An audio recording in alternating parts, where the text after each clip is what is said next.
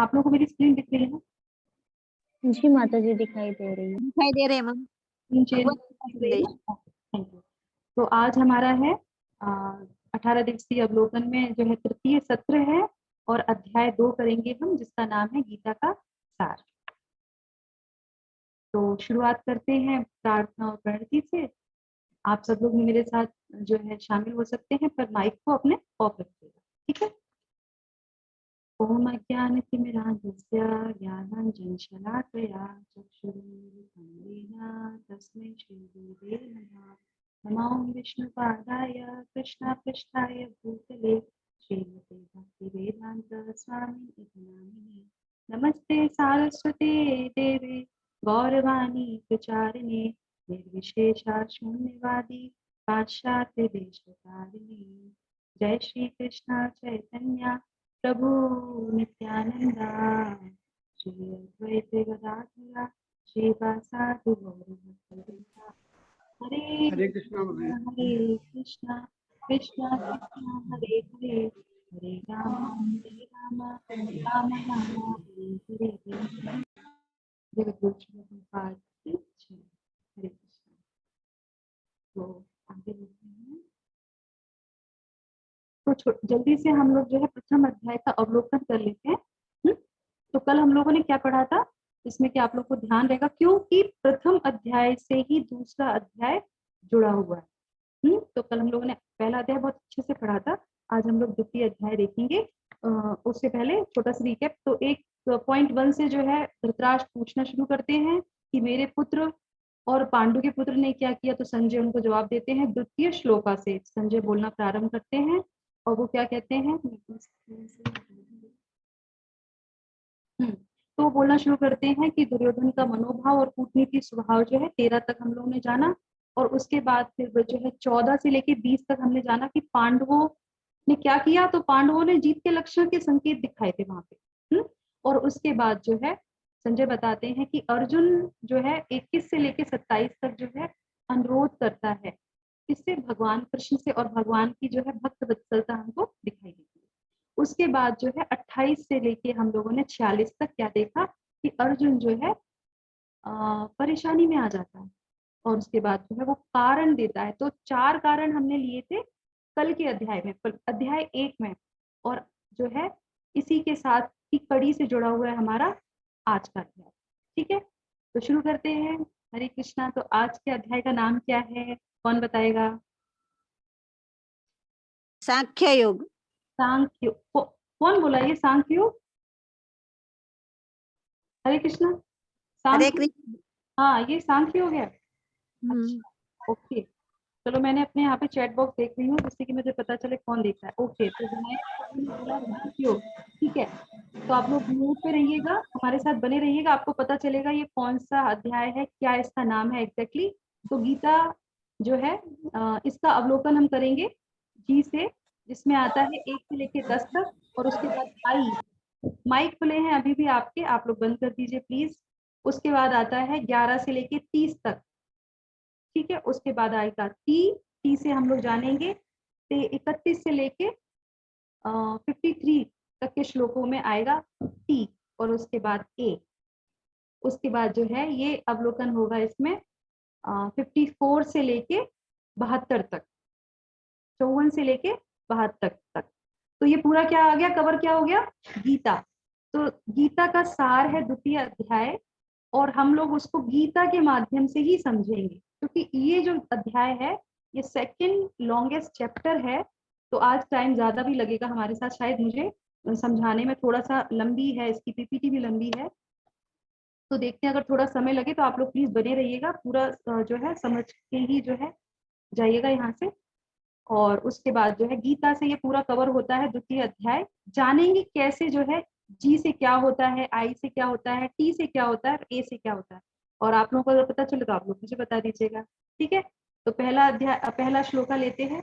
तो यहाँ पे जो है हमने देखा था कि धृतराष्ट्र की मानसिकता को प्रथम अध्याय में, वो आप मुझे बताइए कि उनकी इच्छा क्या थी और उनकी आशा क्या थी, बताइए। पढ़ा था ना हमने कल, आशा क्या थी? इच्छा क्या थी, किसी को याद है? किसी ने नोट्स बनाए? जल्दी जल्दी, बहुत लंबा अध्याय है ये। इच्छा थी ये कि उनके पुत्र को राज्य मिले कौरवों की विजय। यस, और बहुत बढ़िया, बहुत और सुंदर। उनकी विजय हो। उनकी विजय हो, ये उनकी इच्छा थी। कौरव उन पर जीतने ही चाहिए थे। तो संजय यहाँ से बोलना प्रारंभ करते हैं। अब संजय यहाँ से बोलते हैं तो संजय क्या कहते हैं? संजय कहते हैं, संजय ने कहा करुणा से अभिभूत। अब लास्ट कहाँ खत्म हुआ था पहला अध्याय? कि अर्जुन जो है विषाद योग था, विषाद में थे, बहुत परेशानी में थे, और वो क्या कह रहे थे कि मैं युद्ध नहीं करूंगा। तो चैप्टर द्वितीय वहीं से शुरू होगा। वो मना कर रहे हैं, और फिर यहाँ पे जो है अब संजय जो है धृतराष्ट्र को जब ये सब चीजें बताते हैं कि धनुष उसने रख दिया और उसने मना कर दिया, कह दिया मैं युद्ध नहीं करूंगा, तो धृतराष्ट्र को कैसा लगा होगा? बहुत खुशी हुई होगी, करेक्ट?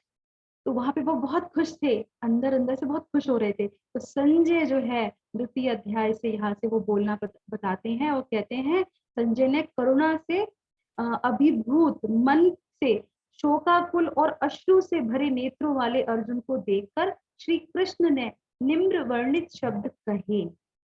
उन्होंने कृष्ण भगवान को बीच में लेके आए और बोले कि अब जो है कृष्ण भगवान उनसे कुछ बोलने जा रहे हैं। तो इससे क्या पता चलता है? क्योंकि वो उनसे कहते हैं हे मधुसूदन, हे मधुसूदन करके वो संबोधित करते हैं। कौन कौन? अर्जुन। नहीं, संजय, संजय बोल रहे हैं ना, तो संजय मधुसूदन कहते हैं संजय। धृतराष्ट्र को। यही समझने वाली भगवत गीता में चीजें होती हैं कि संजय मधुसूदन कह के कृष्ण को धृतराष्ट्र को बताते हैं। क्यों क्यों बताते हैं? आप बताइए जल्दी जल्दी से, फटाफट, जिससे हम आगे बढ़े जल्दी जल्दी। वो इसलिए क्योंकि आप लोगों को पता है इसका अर्थ, मधुसूदन का नाम क्यों है, भगवान को मधुसूदन क्यों बोलते हैं? मधु नामक राक्षस को मारा था वेरी गुड। इसलिए। हाँ, तो उन्होंने जो है मधु नामक दैत्य का वध किया था और धृतराष्ट्र की आशा को चकनाचूर भी किया। ये बात कह के भगवान वो कुछ भी कह सकते थे, वो कहते थे कृष्ण ने, या उन्होंने ऐसा कुछ नहीं कहा। उन्होंने ये कहा कि मधुसूदन।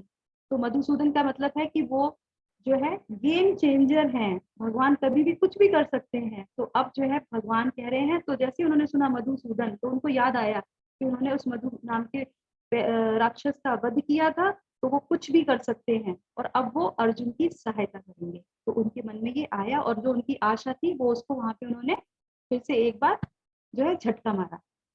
अब आते हैं, क्योंकि द्वितीय अध्याय से आप लोग ध्यान रखिएगा, भगवत गीता में द्वितीय अध्याय से द्वितीय श्लोक से जो है भगवान बोलना प्रारंभ करते हैं। तो ये कौन है? ये वेद व्यास जी। वेद व्यास जी जो है लिखते हैं श्री भगवान उवाच। कृष्ण उवाच क्यों नहीं लिखा? क्योंकि कृष्ण पूर्ण है, उनके शब्द भी पूर्ण हैं, इसीलिए उन्होंने ये नहीं लिखा। आपने देखा धृतराष्ट्र उवाच, संजय उवाच, और उसके बाद अर्जुन उवाच, और जो चौथा जो प्रमुख जो है यहाँ पे कैरेक्टर है हेलो उसको मैम। श्री भगवान उवाच।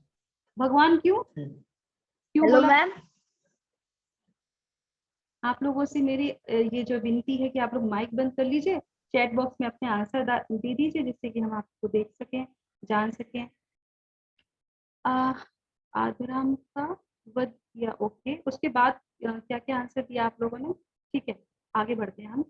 चलिए, तो वो इसलिए बोलते हैं कि भगवान कृष्ण जो है वो पूर्ण है। क्या क्वालिटीज होती है भगवान? किसी को पता है? व्यासदेव के जो है पिताजी का नाम क्या था? पराशर मुनि। पराशर मुनि, अनुप्रभु। पराशर मुनि।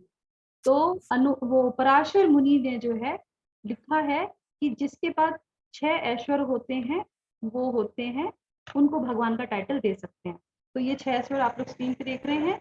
तो इसीलिए जो है व्यास देव जी ने कृष्ण भगवान को भगवान बोला, कृष्ण न बोल के भगवान बोला। क्यों? क्योंकि वो पूर्ण है और इसी पे आधारित है भगवत गीता। तो जो भी हम सुनेंगे वो पूर्ण है, उसमें कोई भी जो है त्रुटि नहीं है, आधा नहीं है, अधूरा नहीं है, जो भी है एक एक शब्द पूर्ण है।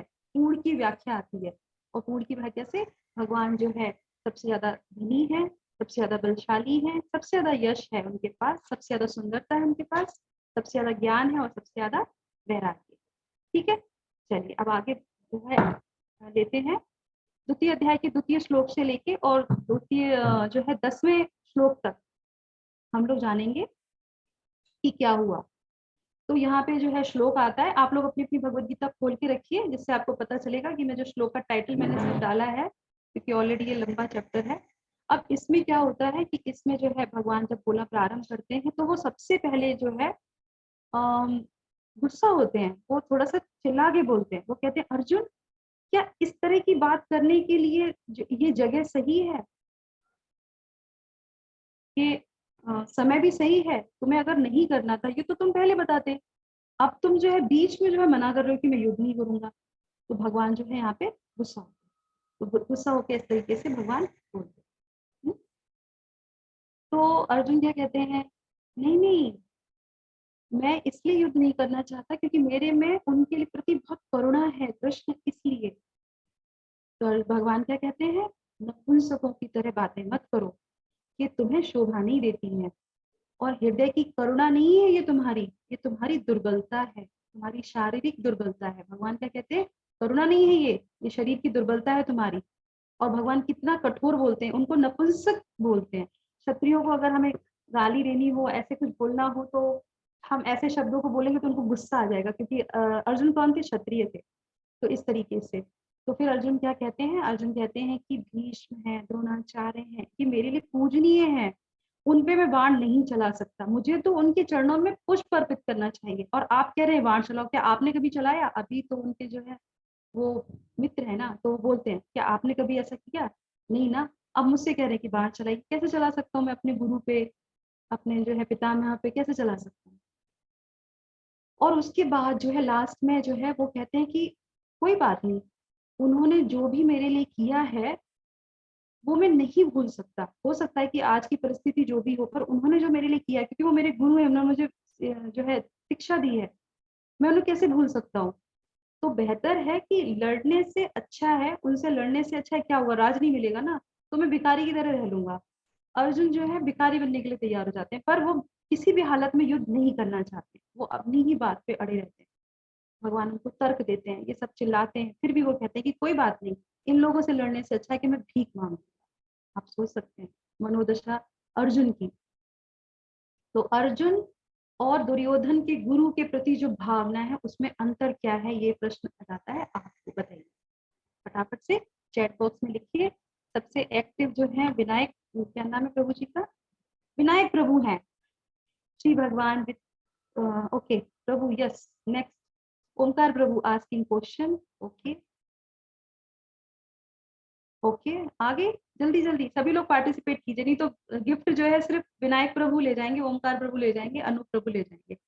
जल्दी जल्दी कौन बताएगा क्या तुलना है? कल हम लोगों ने जाना था ना दुर्योधन के बारे में, अर्जुन की मानसिकता के बारे में, सारी सबकी मानसिकता जानी थी। तो आज तो बता सकते हैं आप क्या अंतर है भगवान अपने गुरु को लेके। ही treats Krishna as Guru and friend, very nice. और कुछ सम्मान करते हैं, बहुत बढ़िया शीतल माता जी, यस। दुर्योधन ने अपने गुरु पर माता जी अविश्वास किया था।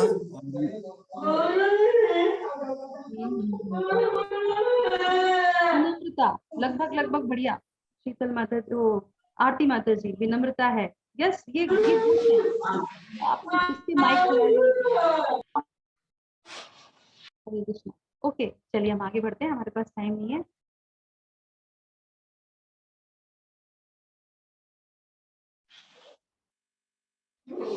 हरे कृष्ण। तो यहाँ पे जो है अर्जुन को बहुत कृतज्ञता है, अर्जुन में इतना कृतज्ञ है कि उनके साथ जो लड़ने आए हैं वो उनको उनके लिए कृतज्ञ है। श्रीकांत, कैन यू प्लीज, हाँ थैंक यू। तो अर्जुन जो है बहुत ही कृतज्ञ है, वो भूलते नहीं है, और ये शिक्षा हमें मिलती है अर्जुन से। क्या मिलती है?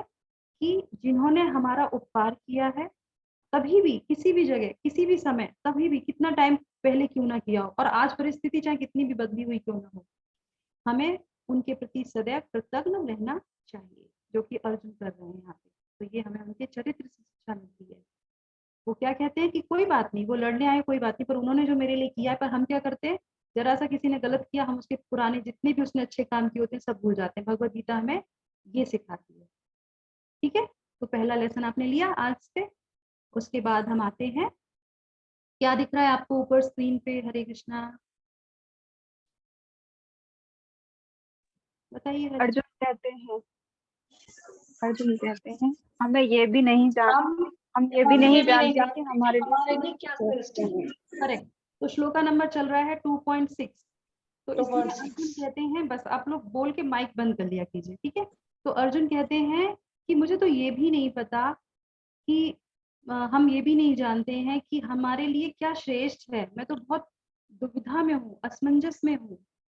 तो आपने कल के सत्र में 4 कारण देखे थे, करेक्ट। 5वां कारण रह गया था। तो आज जो है 5वां कारण अर्जुन देते हैं, और वो क्या है 5वां कारण? 5वां कारण अर्जुन देते हैं अनिर्णय। वो निर्णय नहीं कर पा रहे। तो पहले बताइए मुझे पहला कारण क्या था? पहला कारण कौन बताएगा?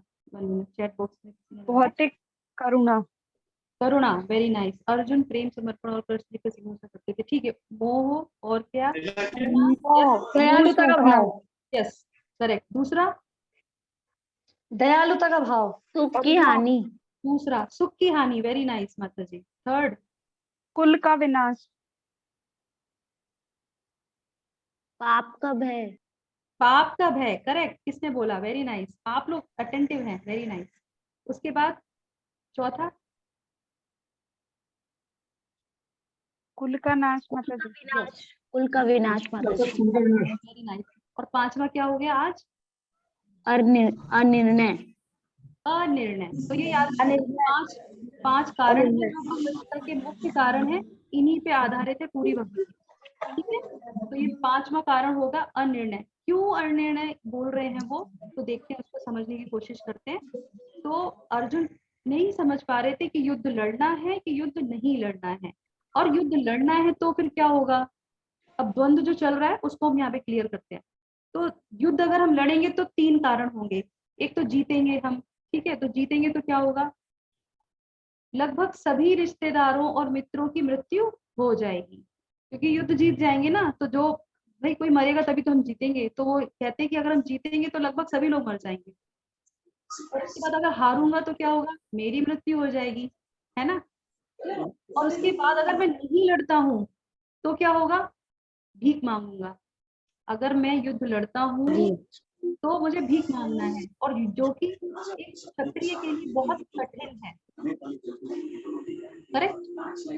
तो वो जी हाँ। समझ सके कि क्या करना चाहिए। ना तो मुझे लड़ने में कुछ अच्छा दिख रहा है, ना मुझे जो है युद्ध ना लड़ने में कुछ अच्छा दिख रहा है, ठीक है। तो इसके बाद जो है अब भगवान जो है उनकी सहायता करना प्रारंभ करते हैं। श्लोक नंबर 2.7 जो बहुत अच्छा और जो है फेमस श्लोक है। आप लोग के माइक खुले, प्लीज अपने माइक बंद कर दीजिए। तो संतोषनी माता जी है वहाँ पे क्या? हरे कृष्णा।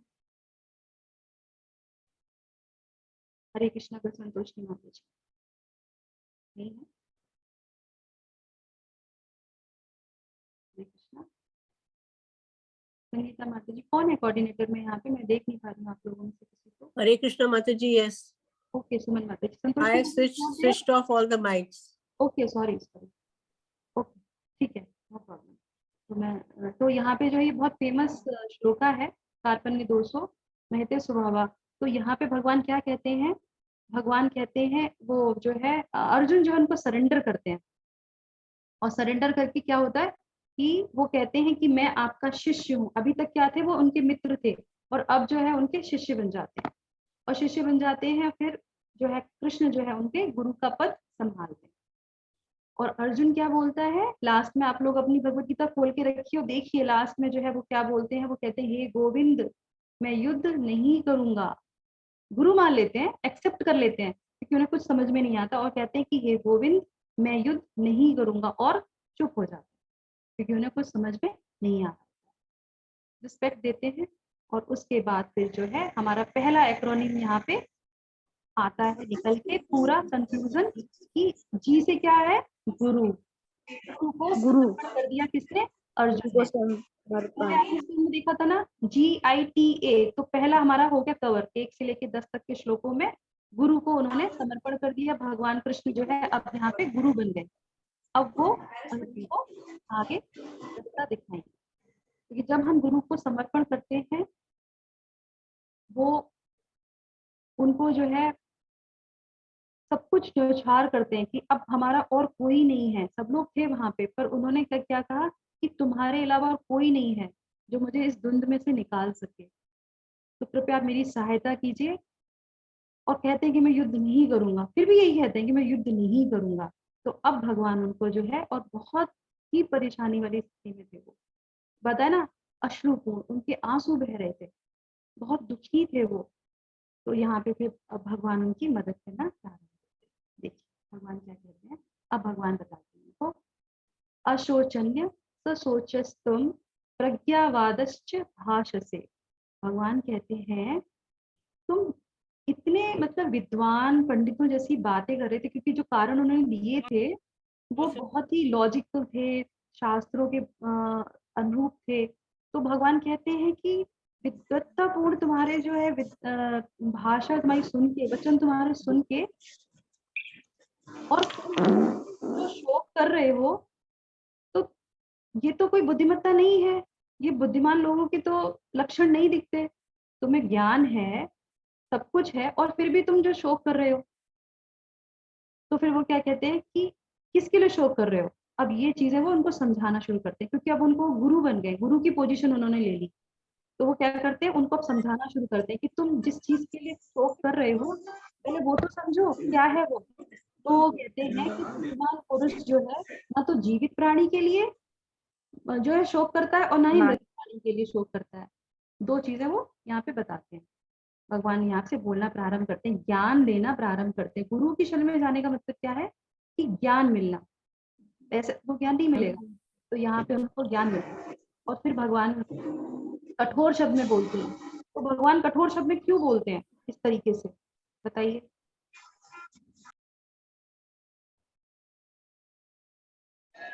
हरे कृष्णा, बताइए। चैट बॉक्स में डाला है क्या आप लोगों ने? क्योंकि वो अर्जुन मोह में आ गए हैं। यस, क्योंकि वो गुरु बन गए हैं। Very nice. क्योंकि वो गुरु के रूप में उनको समझा रहे हैं। श्री कृष्ण भगवान इसलिए कठोर स्वरूप बोल रहे हैं क्योंकि वो इस टाइम उनके गुरु हैं जो उन्हें समझा रहे हैं, और शिष्य समझ नहीं रहा, तो शिष्य को डांट के डपट के कैसे भी समझाते हैं ना गुरु। बहुत बढ़िया। देखिए कभी कभी जब हमारे बच्चे जो होते हैं बहुत रोते हैं, बिखरते हैं, समझने की कोशिश नहीं करते, तो हम लोग क्या करते हैं, पहले हम उनको डांट के चुप कराते हैं। हाँ, पहले डांट के चुप हो जाओ, तब तुम मेरी बात सुनोगे। करेक्ट। हाँ जी। तो सेम सिचुएशन यहाँ पे ये है कि भगवान पहले जो वो रो रहे हैं, विलाप कर रहे हैं, कुछ समझने की कोशिश ही नहीं कर रहे हैं, और कह रहे मैं युद्ध नहीं करूंगा, और चुप हो जाते हैं क्योंकि वो इतने परेशानी में। तो भगवान कहते हैं कि पहले इसको मैं चुप कराऊंगा। क्यों? क्योंकि अभी मैं इसको ज्ञान दूंगा, इसको समझ में नहीं आएगा। तो कहते हैं कि तुम क्यों रो रहे हो, इतने तुम विद्वान हो, इतने तुम पंडित हो, फिर भी तुम रो रहे हो, तो पहले चुप हो जाओ। तो भगवान उनको डांट के चुप कराते हैं। क्यों? क्योंकि उनको जो है भगवान को भगवत गीता बतानी है। गुरु से छोटा होता है। हाँ, करेक्ट। क्योंकि अर्जुन वहां से भगवान जो है अर्जुन को विलाप से निकालना चाहते हैं। आप स्क्रीन पे देख सकते हैं, आंसर मैंने यहाँ पे दे दिया है, क्योंकि टाइम हमारा ज्यादा जा रहा है और अभी बहुत आगे जाना है हमें। तो क्योंकि भगवान अर्जुन को विलाप से निकालना चाहते हैं, तो इसलिए भगवान उनको डांटते हैं। और भगवान अब उनको जो है शाश्वत पहचान का ज्ञान जो है वो देना प्रारंभ करते हैं, जिसको बोलते हैं आत्मज्ञान। ठीक है, जो हमारा एक्रोनिम के अकॉर्डिंग जो हम चल रहे हैं, वो ध्यान रखिएगा कि कौन से श्लोकों में कहाँ भगवान ने आत्मज्ञान दिया। ये मैं इतना मतलब खुल के आपको नहीं डिस्क्राइब करूंगी, क्योंकि आप भगवत गीता खोलिए और देखिए कहाँ पे भगवान ने बोलना प्रारंभ किया। 11वें से ये शुरू हो जाता है और ये एक्रोनिम हमारा बढ़ता जाएगा। तो भगवान यहाँ पे जो लड़ाई थी, ठीक है, तो आपको स्क्रीन पे दिख रहा होगा, ये 11 से लेके 30 तक के श्लोकों में पूरा कवर होगा। ठीक है, आत्मज्ञान जो भगवान देते हैं। तो आप लोग स्क्रीन पे देख रहे हैं, एक चित्र है जो एक बच्चे से शुरू होता है, बड़े होते हैं, धीरे धीरे और बड़े होते हैं, जवान होते हैं, जो है माँ बाप बन जाते हैं, और उसके बाद फिर जो है वानप्रस्थ आता है, फिर जो है हम जीर्ण होने लगते हैं, वृद्ध होने लगते हैं, और फिर अंत में हमारा जो है हम नाश हो जाता है हमारा। ठीक है, तो इस तरीके से भगवान उनको बताना चाहते हैं। सबसे जो इम्पोर्टेंट श्लोका जो है यहाँ पे ये आता है, देहिनो अस्मिन् यथा देहे कौमारम यौवनम। तो भगवान इस श्लोका से उनको बताते हैं कि अर्जुन, ये जो देह है ये तो बढ़ती है, और उसके बाद फिर जवान होते हैं, फिर वृद्ध होती है, और उसके बाद फिर जो है मर जाते हैं। तो तुम किसके लिए विलाप कर रहे हो? तो ये ज्ञान वो यहाँ पे देना करते हैं। फिर वो कहते हैं जो धीर व्यक्ति होता है वो परिवर्तन से मोहित नहीं होता। मृत्यु तो निश्चित है, वो बताते हैं कि मृत्यु तो निश्चित है। हमारा सबसे ज्यादा विलाप किस चीज के लिए होता है? क्यों अर्जुन विलाप कर रहे थे? क्योंकि उनके सारे लोग मर जाएंगे। तो भगवान उनको ये समझा रहे हैं कि जो धीर व्यक्ति होते हैं वो परिवर्तन से विलाप नहीं करते हैं, मोहित नहीं होते हैं। हमारा मोह होता है ना कि हमारे ये अपने चले गए तो हम उस दुख में रह जाते हैं। नहीं, रुकना नहीं है, आगे बढ़ना है, ज्ञान के साथ उसको आगे बढ़ना है, क्योंकि ये तो चक्र है, ये तो चलता ही रहेगा। तो ये चक्र जो है भगवान उनको समझाते हैं। तो अर्जुन क्या कहते हैं, जैसे आपने स्क्रीन पे देखा होगा, वो कहते हैं कि पर मैं तो उनसे बहुत प्रेम करता हूँ, मैं उनको मरते हुए नहीं देख सकता। भगवान कहते हैं मृत्यु तो निश्चित है, तो वो कहते हैं पर मैं अपने सामने उनको नहीं देख सकता मरते हुए। आप सोचिए कितना जो है उनके अंदर करुणा भरी हुई थी अपने लोगों के लिए, जो कि उनके अपने थे ही नहीं। उसके बाद फिर जो है भगवान उनको अब थोड़ा सा जो है समझाना शुरू करेंगे। और हम भी आपको कोशिश करेंगे पीडीएफ के माध्यम से समझाएं। तो आप लोग मेरे साथ ध्यान से बने रहिएगा और देखिएगा कि किस तरीके से भगवान समझाते हैं। तो भगवान कहते हैं मात्रा स्पर्शेस्तु कौन्तेय शीतोष्ण सुख दुखदा। तो यहाँ पे वो कैसे इस श्लोक से समझाते हैं, बहुत अच्छा श्लोक है ये भगवद गीता का। वो कहते हैं सुख और दुख, सर्दी और गर्मी, ये तो आना ही है। और ये ऐसा नहीं है कि एक जगह टिक जाएगा, कि सुख आया है तो वो रुक जाएगा और दुख आया तो वो भी रुक जाएगा, सर्दी है तो सर्दी बनी रहेगी, गर्मी है तो गर्मी बनी रहेगी। ऐसा नहीं होता, ये क्षणिक है, ये चलता रहता है, ये सर्कल की तरह घूमता रहता है। तो वो उनको ये सारी जानकारी देते हैं।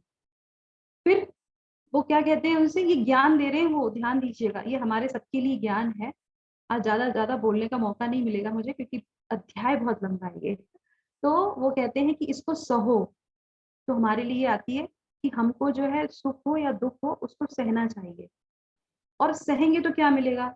वो कहते हैं अगर जो सहेगा एक्चुअल में वो धर्म का काम करेगा, क्योंकि ये हमारा धर्म है सहना, क्योंकि हम उसको परिवर्तित नहीं कर सकते, दुख को हम हटा नहीं सकते, सुख को हम हटा नहीं सकते, तो आएगा ही आएगा।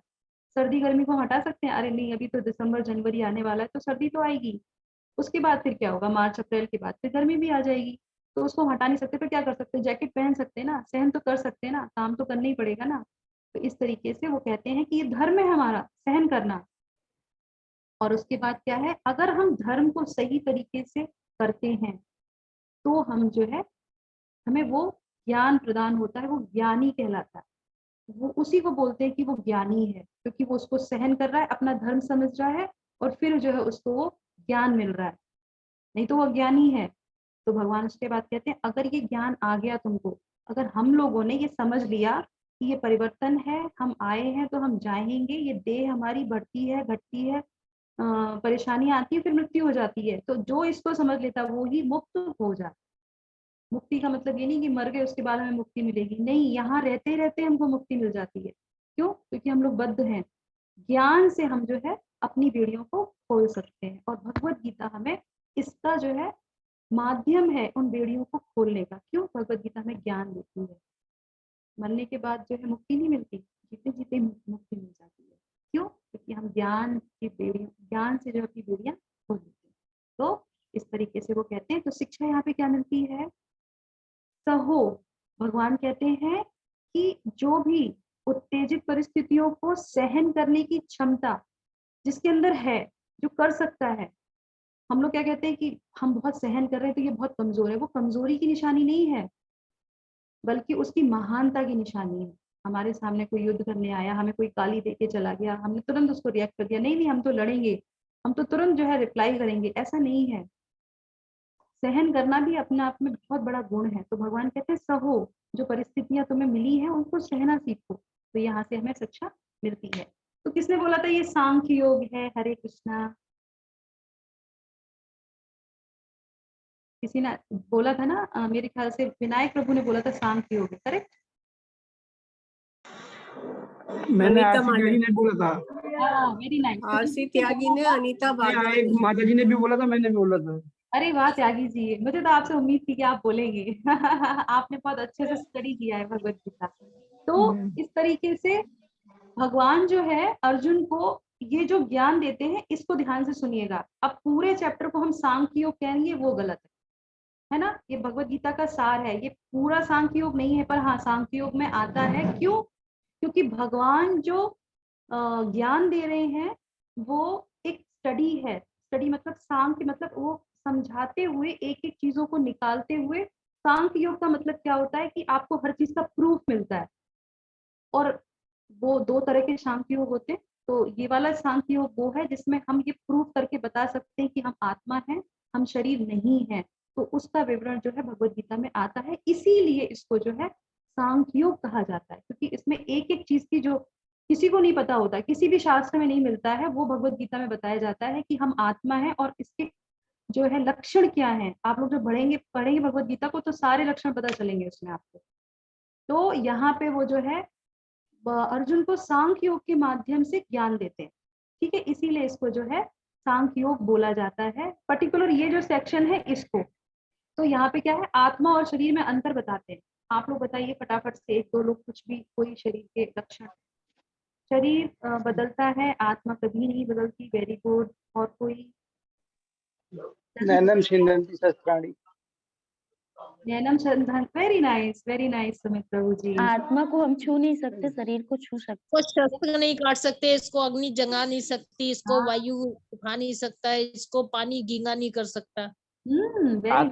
आत्मा को देख नहीं सकते, शरीर को देख सकते हैं माता जी। सकते हैं। बहुत बढ़िया बहुत बढ़िया बहुत बढ़िया दिनेश प्रभु, आप सब लोगों ने पार्टिसिपेट किया। आत्मा ईश्वर का अंश है। सूर्य प्रभु बहुत बढ़िया। आज ये एक्चुअल में जो आत्मा के बारे में जो ये विश्लेषण हो रहा है वो इसीलिए हो रहा है, जैसे सूर्य प्रभु ने बोला, क्योंकि हम भगवान के अंश हैं। इसीलिए ये सारी चीजें हमारे अंदर हैं और हमको कोई जो है मान नहीं सकता, जैसे आप लोगों ने बताया। तो ये बहुत सुंदर आप लोगों ने आंसर दिए। तो देखते हैं यहाँ पे, ये सारे हैं। अविनाशी है और शरीर जो है अंतवंत है, वो जो है अविनाशी नहीं है। ये जो है अजन्मा है, हम जो है अजन्मा है। आप देखेंगे अगर भगवद गीता पढ़ेंगे तो उसमें एक शब्द आएगा व्यष्टि आत्मा। और उसके बाद शरीर का जो बार बार जन्म लेना पड़ता है, पुनरपि जन्म पुनरपि मरणम। तो इसके बाद जो है हम नित्य हैं, हमेशा रहते हैं, इटर्नल हैं। क्यों? क्योंकि भगवान के अंश में, इसलिए। और शरीर क्या है? अनित्य है, मरता नहीं है। कौन? आत्मा। और शरीर मर जाता है, अव्यक्त है। और उसके बाद जो है हम जो है व्यक्त हैं, दिखते हैं, विजुअल हैं। और आत्मा में कोई विकार नहीं होता, अविकार है वो। और उसके बाद जो शरीर विकार। तो यहाँ पे जो अर्जुन ने जो पहला कारण दिया था, भगवान उसका उत्तर दे देते हैं अपने इस सेक्शन से।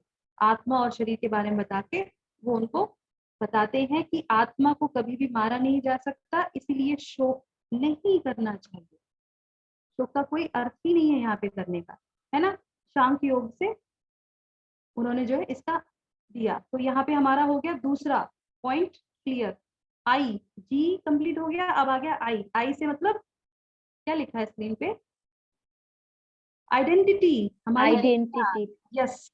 तो भगवान जो है यहाँ पे हमारी पहचान हमें बताते हैं, अर्जुन को बताते हैं कि तुम पहचानो कि तुम कौन हो, तुम आत्मा हो। और ये जितने भी लोग खड़े हैं ये भी आत्मा ही है। अब तुम्हें लग रहा है ऐसा कि ये मर जाएंगे, पर ये नहीं मरेंगे। ये तो जो है आत्माएं हैं, शरीर हैं। अभी ये शरीर चला जाएगा, दूसरा मिल जाएगा। तो इस तरह से उनको समझाते हैं, उनको आत्मज्ञान देते हैं। और हमारे जीवन में भी सबसे बड़ी समस्या यही है कि हम अपने आप को नहीं पहचानते, हम दूसरों के मनोवृत्ति से अपने आप को पहचानते। उसने मेरे लिए ऐसा कहा तो हम ऐसे हैं, हम इस पोजीशन पे हैं तो हम ऐसे हैं। ऐसा नहीं है। मैं नीलम तोमर हूँ, मेरी ये पहचान है, वो तो ठीक है, ये भौतिक चीजें हैं। पर एक्चुअल में जो हमारी पहचान है, हम भगवान के अंश हैं, हम आत्मा हैं, हमें कोई कुछ नहीं कर सकता। और इसका पोषण कैसे होता है? शास्त्रों से। अगर हम अच्छी तरह के शास्त्रों को पढ़ेंगे, ज्ञान लेंगे, तो हमें कोई भी चीजें विचलित नहीं करेंगी, चाहे वो दुख हो और वो सुख हो। ये चीजें जब हम अच्छी तरह समझ लेते हैं ना, तो फिर हम जो है आनंद में आ जाते हैं। जो हमारा मेन गोल भगवद गीता पढ़ने का, कि हमें दुख ना हो, तकलीफ ना हो। तो भगवान सबसे पहले भगवद गीता में जब शुरू करते हैं बोलना द्वितीय श्लोक से, तो वो जो है अर्जुन को इस तरीके से आत्मज्ञान देते हैं। अच्छा, आत्मज्ञान कौन देता है?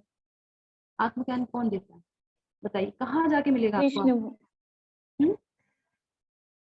प्रियोष्मा माता जी ने क्या बोला? गुरु देते हैं। ओमकार प्रभु, very nice, Guru 100 up to 100, yes. गुरु ही देता है आत्मज्ञान और कोई गुरु नहीं। के द्वारा ही पता चलता है। यस, गुरु के द्वारा ही पता चलता है कि आत्मज्ञान वही मिलता है और आपको किसी भी बुक में नहीं मिलेगा। ठीक है, चलिए अब आगे बढ़ते हैं। ये सेक्शन कौन सा चालू हो गया? अब यहाँ से शुरू हो गया हमारा 2.31 से 2.53। ठीक है, ये हमारा तीसरा सेक्शन यहाँ से शुरू हो जाता है। अब भगवान क्या कहते हैं? आप अपना माइक, हाँ, तो यहाँ पे तीसरा हमारा सेक्शन चालू हो जाता है। 30 तक का हमने कंप्लीट कर लिया, 31 से हम लोग शुरू कर रहे हैं। ठीक है, तो अब जो है भगवान क्या कहते हैं? वो कहते हैं क्षत्रिय होने के नाते अपने विशिष्ट धर्म का विचार करते हुए युद्ध करने से बढ़कर अन्य कोई कार्य नहीं है। अब भगवान उनको जो है आत्मज्ञान दे दिया। अब भगवान ने दूसरी स्ट्रेटेजी अपनाई। अब वो क्या कहते हैं? अब कहते हैं तुम धर्म के से सुनो, धर्म से समझो कि तुम्हारा धर्म क्या है और तुम्हें क्या करना चाहिए। तो हमें भी ये समझना है कि हमारा धर्म क्या है, हमें क्या करना चाहिए। हर व्यक्ति को अपने धर्म के बारे में पता होना चाहिए। धर्म किस तरीके के होते हैं, कितने प्रकार के धर्म होते हैं, कौन से कार्य करने हैं, कौन से नहीं करने हैं, ये पता चलता है। ठीक है, तो वो कहते हैं कि इससे बड़ा और कोई कार्य नहीं है। भगवान साफ साफ जो है बोलते हैं। तो अब वो क्या कहते हैं कि युद्ध करो। क्यों युद्ध करोगे तो क्या होगा? वो कहते हैं जीत होगी। अगर युद्ध करते हो तो जीत होगी। जीत होने से क्या होगा? राज्य का आनंद मिलेगा। राज्य नहीं है ना, अभी तुम भिक्षा लेने के जाने हो, तुम क्षत्रिय हो और तुम भिक्षा मांग सकते हो, ये तुम्हारा धर्म है? नहीं, पंडित मांग सकते हैं, पर तुम पंडित नहीं हो, तुम क्षत्रिय हो, तुम भिक्षा मांगोगे, ये चलेगा? बोलोगे नहीं, ऐसा नहीं है, तुम्हें तो राज्य करना है। तो वो समझाते हैं जीत होगी तो राज्य का आनंद लोगे। और अगर हार भी हो गई, क्योंकि आपने देखा होगा शास्त्रों में ऐसा लिखा है, अगर हम वैसे अगर किसी का पर्सनल किसी का वध करते हैं तो हमें पाप लगता है, पर जो हमारे सैनिक हैं जो बॉर्डर पे जो लड़ते हैं उनको पाप नहीं लगता, क्योंकि वो अपना धर्म निभा रहे हैं। पता आपको, वो अपना धर्म निभा रहे हैं। तो इसीलिए सैनिक हो, क्षत्रिय हो, युद्ध करोगे, ये तुम्हारा धर्म है, तो तुम्हें कोई पाप नहीं लगेगा। और अगर इसमें तुम हार भी जाते हो तो तुम्हें क्या मिलेगा? स्वर्ग मिलेगा। तुम तो यहाँ पे 5 गांव मांग रहे हो, थोड़ा सा राज्य मांग रहे हो, अगर तुम मर भी गए, तुम हार भी गए, तो भी तुम्हें जो है स्वर्ग की प्राप्ति होगी। आप सोचिए, तो जो ये बॉर्डर में जो लोग जो लड़ते हैं ना, वो उनको स्वर्ग प्राप्त होता है। हम लोग सोचते हैं बहुत छोटे हैं, हम लोग उनकी इज्जत नहीं करते। बहुत छोटे लोग नहीं होते हैं, उनकी आपको सोचना चाहिए, उनकी रिस्पेक्ट करनी चाहिए। जो सेना में होते हैं, अपना सब कुछ छोड़ छाड़ के जो हमारी रक्षा करते हैं वो, क्योंकि वो अपना धर्म निभाते हैं। डेफिनेटली पैसे मिलते हैं, पर उनको सम्मान जो मिलता है वो यहाँ पे नहीं मिलता। भौतिक जगत में भी सम्मान उतना जो मिलता है वो बहुत कम है। भगवान भी उनको सम्मान देते हैं। भगवान क्या करते हैं? भगवान उनको जो है जो स्वर्ग जो है देते हैं उनको। जो लोग भी मरते हैं सेना में, जो वीर गति को प्राप्त होते हैं, उन सबको जो है स्वर्ग मिलता है। ये हम लोग शास्त्रों में जानते पढ़ते हैं, भगवत गीता में पढ़ेंगे तो आपको पता चलेगा, डीप स्टडी में पता चलेगा। फिर भगवान कहते हैं युद्ध ना करोगे तो क्या है? अब भगवान कहते हैं कि युद्ध नहीं करोगे तो पाप लगेगा। पहले भगवान ने क्या कहा कि पाप नहीं लगेगा, तुम युद्ध तो करो। तो भगवान यहाँ पे बता रहे हैं कि अगर नहीं करोगे तो पाप लगेगा। क्यों? क्योंकि अब भगवान उनको धर्म के बारे में समझा रहे हैं। तो भगवान कहते हैं पाप क्यों लगेगा? क्योंकि कर्तव्य को तुम त्याग रहे हो। लोग कहते हैं कि भगवत गीता पढ़ने के बाद लोग अपना घर छोड़ के चले जाते हैं। मैं तो ये मान ही नहीं सकती। अगर भगवत गीता का कोई 2 अध्याय पढ़ ले तो भी वो अपना घर नहीं छोड़ेगा, क्योंकि भगवान यहाँ पे खुद कह रहे हैं, क्या कहते हैं वो, कि त्यागने के कारण तुम्हें पाप लगता है। अपना कर्तव्य हमें नहीं छोड़ना चाहिए, पर पता होना चाहिए कि हमारा कर्तव्य क्या है। उसके बाद फिर वो कहते हैं कि बदनामी होगी, तुम्हारी भी होगी, मेरी भी होगी। अब मैं तो तुम्हारा रथ चला रहा था, वो कहेंगे तुम्हारा भाग्य जो जिसके लिए तुम रथ चला रहे थे, तुम्हारा मित्र, तुम्हारा जो है शिष्य। तो वो कहते हैं कि और बदनामी जो होती है वो मृत्यु से भी बुरी होती है। तो जो लोग भी अपना धर्म सही से नहीं निभाते हैं वो ही जो है बदनामी से और समाज में उनको जो है बुरी नजर से देखा जाता है ना। आपने देखा होगा लोग उन्हीं की बुराई करते हैं, उन्हीं लोगों को ताना देते हैं जो लोग अपना धर्म के बारे में नहीं जानते हैं और उल्टे सीधे कर्म करते हैं। करेक्ट? जिनको पता होता है कि हमारी एक पत्नी है तो हमें उसके साथ जो है वो रहना चाहिए, कि किसी और स्त्री की तरफ नहीं देखना चाहिए, हमें ऐसे शराब पी के, जुआ खेल के, गलत बातें नहीं करनी चाहिए। ये सारे जो है अधर्मियों के लक्षण हैं। और ये तो जो है मरने के से भी जो है नीचा है। तो भगवान उनको समझाते हैं कि मरने से भी, मृत्यु से भी बुरा है। मृत्यु तो एक बार होती है, ऐसे तुम रोज मरोगे, क्योंकि रोज तुम्हें कुछ ना कोई कुछ कहेगा। तो इस तरह से कहते हैं। और फिर कहते हैं आलोचना होता है, इधर से भाग गया। तो इस तरीके से वो इनको सारी चीजें बता देते हैं। फिर जो है वो बहुत अच्छा जो है उनको समझाते हैं। वो कहते हैं कि कर्म का फल और निर्धारित कर्म, इसको हमें समझना चाहिए। ये हमारे लिए बहुत इंपॉर्टेंट है समझना। आप लोग देखिएगा, टाइम तो बहुत ज्यादा हो गया है। और यहाँ पे जो है भगवान उनको जो है द्वितीय जो उन्होंने कारण बताया था उसका जो है आंसर देते हैं। द्वितीय कारण था, तो अब उसमें उनका कारण क्या बताते हैं। वो ये कहते हैं कि जो कर्म का फल है, एक्चुअल में हम उसी के लिए कर्म करते हैं कि हमें ये फल मिल जाए, फल की आशा के लिए करते हैं। पर भगवान क्या कहते हैं कि जो तुम्हारा निर्धारित कर्म है, जो तुम्हारा कर्तव्य है, तुम उसके लिए कर्म करो। फल की इच्छा के लिए कर्म मत करो, कर्तव्य के लिए कर्म करो। तो यहाँ पे वो समझाते हैं। और तुम्हें सुख किससे मिलेगा? तुम्हें सुख मिलेगा, कर्म के फल से नहीं मिलता कभी भी सुख, कर्म करने से सुख मिलता है। देखिए कितनी डीप वाली बात है यहाँ पे, कि हम जब कोई करते हैं कि हमें निराशा भी उसी से होती है। अब हमने सोचा कि हम ये काम करेंगे, उसके बाद हमें जो है इतना पैसा मिलेगा या इसके बाद हमें ये मिलेगा, तो हमने एक आशा रखी और वो नहीं मिलती, तो फिर हमें क्या मिलता है? दुख मिल जाता है। अब हमें कोई आशा ही नहीं है, पर हम बहुत खुश हैं वो करने से कि नहीं, मुझे तो ये कार्य करना है, मुझे तो बहुत अच्छा लग रहा है, मुझे भगवान ने एक अपॉर्चुनिटी दी है कार्य करने की, और मुझे जो है पता है कि मुझे क्या करना है, कैसे करना है। तो मैं बहुत खुश हूँ अपने कार्य में, जो भी मुझे मिला है, जो भी पत्नी है, बच्चे हैं, कोई भी नौकरी है, कोई भी बिजनेस है, ये हमारे लिए बहुत प्रैक्टिकल चीजें हैं। हम उसको कर रहे हैं बिना किसी आसक्ति के। जो भी दिया है भगवान ने, जैसा भी दिया है उसको करो। तो भगवान कहते हैं कि कर्म जो तुम कर रहे हो ना, कर्तव्य समझ के अगर करोगे तो तुम बहुत सुख में रहोगे, और अगर फल की इच्छा करोगे तो तुम दुखी होगे। तो इस तरीके से भगवान जो है उनको सुख का जो उनका था उसका जो है वो विवरण देते हैं कि सुख है क्या। सुख है, कर्म के फल से सुख नहीं आता, कर्तव्य से सुख आता है। ठीक है। अब इसके बाद जो है अर्जुन कहते हैं, अब ये जब सब चीजें सुनते हैं तो अर्जुन को बहुत अच्छा लगता है, और कहते हैं हाँ बहुत बहुत अच्छा लग रहा है सुन के, अच्छा कर्तव्य है, वो फल की इच्छा नहीं करनी चाहिए, कर्म करना चाहिए। सब कुछ सुन रहे हैं, समझ रहे हैं। फिर अर्जुन क्या कहते हैं, कर्तव्य के लिए लड़ो, सुख और संकट, हानि लाभ, जीत और हार को एक समान समझो। ये सब भगवान उनसे कहते हैं। और उसके बाद इसी तरीके से अपनी पूरी जिम्मेदारी को जो है पूरा करो, और तुम्हें कभी भी पाप नहीं लगेगा। तो इस तरीके से वो तीसरे का भी जो है उनका दे देते हैं आंसर। और पाप के भय से जो तुम्हारा तीसरा कारण था, उसकी भी तुम्हें जो है मुक्ति मिल जाएगी। तो ये सारा वो जो है पूरी चीजें कर लेते हैं, और अर्जुन जो है बहुत सुन के बहुत खुश हो रहे होते हैं ये चीज। अच्छा, लड़नेंगे मतलब सारे संकटों से दूर हो जाएंगे, और किसी भी चीज नहीं है, पर उनको कुछ कुछ डाउट होता है वहाँ पे। क्या डाउट होता है? हमारा कौन सा चल रहा है ये एक्रोनिम? ये चल रहा है हमारा 39 से 46। ओके। अब ये सारी चीजें उन्होंने समझ ली, देख लिया, तो आप लोगों को भी कुछ ऐसा लगा कि क्या है ये कौन सा विज्ञान समझा रहे हैं भगवान? तो भगवान से वो कहते हैं कि कौन सा विज्ञान है? तो भगवान उनको बोलते हैं ये बुद्धि योग है, ये निष्काम कर्म योग है, और ये दृष्टिकोण का योग है। पहले उन्होंने क्या समझाया? सांख्य योग। अब भगवान क्या बताते हैं उनको? धर्मों के बारे में बताते हैं कि कैसे करना है, कैसे नहीं करना है, फल की आसक्ति के बिना करना है, कर्तव्य समझ के करना है। तो बहुत अच्छा लगता है सुन के ना ये सब चीजें। अच्छा, तो वो कहते हैं कि पर ये है कौन सा विज्ञान, कौन सी पाठ पढ़ा रहे हैं भगवान हमको? तो वो कहते हैं ये बुद्धि योग है, बुद्धि का इस्तेमाल करो अपनी। भगवान उनको हर तरीके से समझाते हैं। जब मैं पढ़ती हूँ तो मुझे कभी कभी बहुत हंसी आती है कि भगवान ने कोई भी एंगल नहीं छोड़ा। क्यों? क्योंकि हम हैं ही इतने बुद्धू। अर्जुन नहीं था, हमारे लिए है ये। तो भगवान हर तरीके से समझाने की कोशिश करते हैं कि कुछ तो समझ जाओ, तभी तो दुख से बाहर निकलोगे। तो भगवान जो है अब कहते हैं कि बुद्धि योग है, ये बुद्धि का इस्तेमाल करना है तुमको।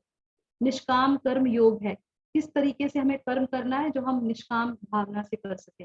निष्काम कर्म योग हम लोग तृतीय अध्याय में, कल के अध्याय में बहुत डिटेल में पढ़ेंगे सारी चीजें, जितने भी कर्म हैं वो सारी चीजें हम लोग कल पढ़ेंगे। तो यहाँ भगवान जो है इस चैप्टर में हर योग को वो झलक लेते हैं, हर चीज की जो है टच करते हुए जाते हैं, हर योग को। भक्ति योग भी आता है, कर्म योग भी आता है, सांख्य योग भी आता है, बुद्धि योग भी आता है, निष्काम कर्म योग भी आता है। क्यों? क्योंकि इस चैप्टर का नाम क्या है? गीता का सार, इसीलिए इसका नाम है गीता का सार। और ये सबसे लंबा है, 9 बजने जा रहे हैं, हम तो बहुत आगे, बहुत पीछे ही पड़े हुए हैं। चलिए फिर आगे बढ़ते हैं। अब जो है भगवान को समझाते हैं कि आपको अपने निर्धारित कर्तव्यों का पालन करने का अधिकार है, वो समझाते हैं यहाँ पे, लेकिन आप अपने कार्यों के फल के हकदार नहीं हैं।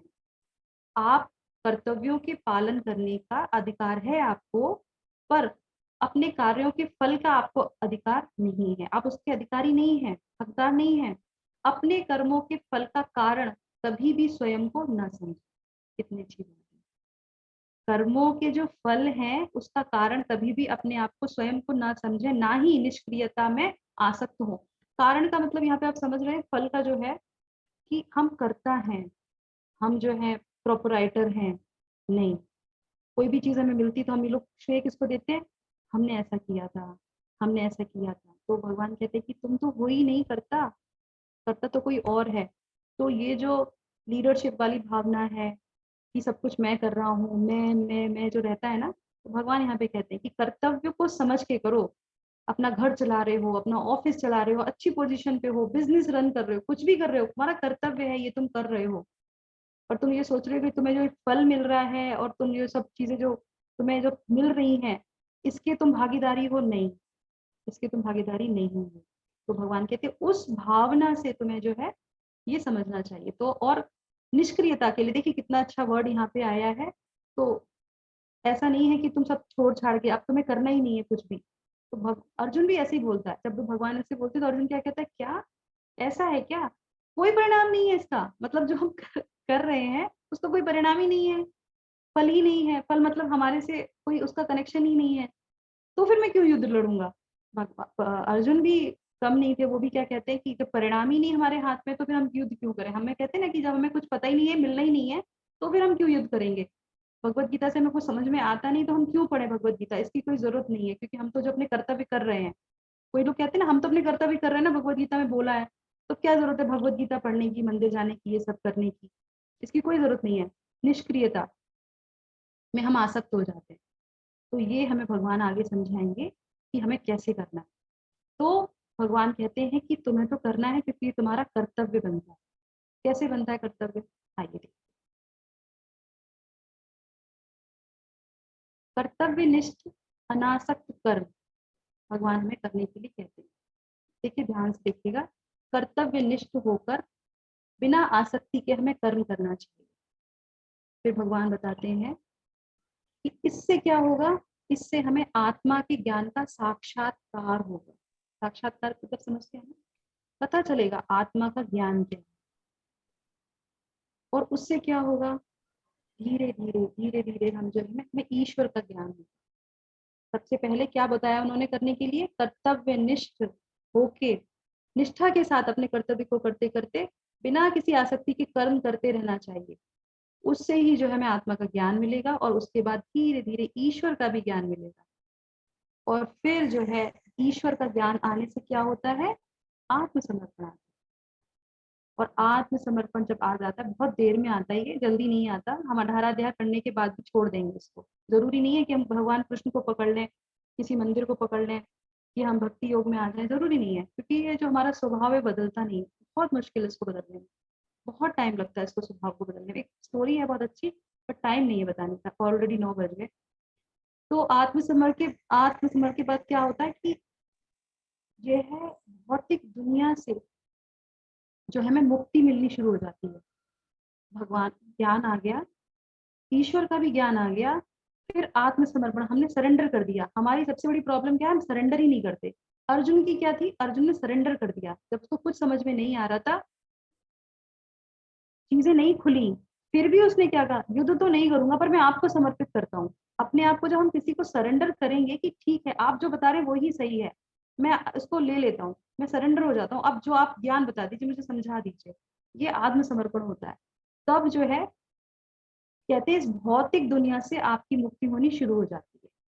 जिंदा ही है, अभी हम मरे नहीं है, इसीलिए कह रहे हैं कि जिंदा में ही मुक्ति शुरू हो जाती है। और उसके बाद क्या होता है, उसके बाद जो है पक्की वाली मुक्ति हमें मिल जाती है।